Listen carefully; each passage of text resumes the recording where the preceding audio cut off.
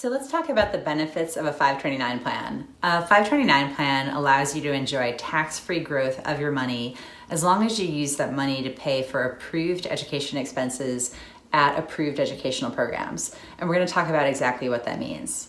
So 529s were started in the 90s, and they were initially designed to only be used for post-secondary education. So things like college, trade school, graduate school. The ways that you can use 529 plans have expanded in recent years, which we're going to touch on as well. But let's first talk about the core purpose of 529 plans, which is still what most of the money is getting used for, and that's paying for post-secondary education.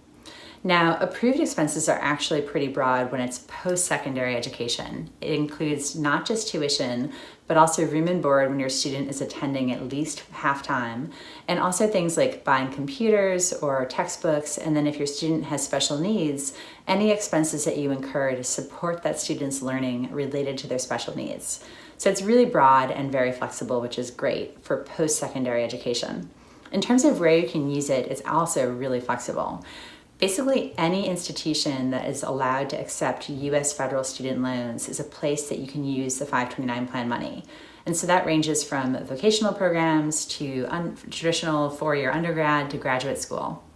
It also includes, interestingly enough, a number of institutions that are outside the United States. In fact, the Department of Education has a list that you can download, so if that's what you're thinking, that resource is also available to you. Now, let's talk about some of the ways that 529 plans have been expanded in recent years.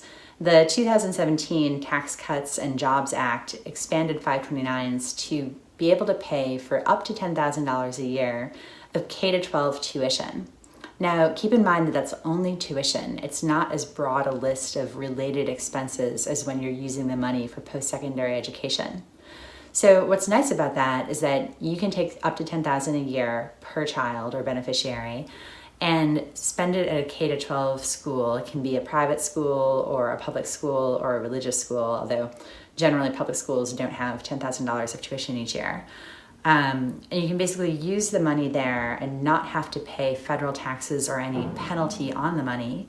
However, if you're in a state that has income tax, then you want to be careful about that because you might need to still pay state tax on a non-qualified withdrawal. The federal tax benefit is still really significant and it might still make sense to do it, but you just want to be mindful about that and think through whether that's the best way to pay for K-12 education for you. Now, a very recent expansion of 529 plans came at the end of 2019, and now you can use the money to pay for qualified apprentice programs as well.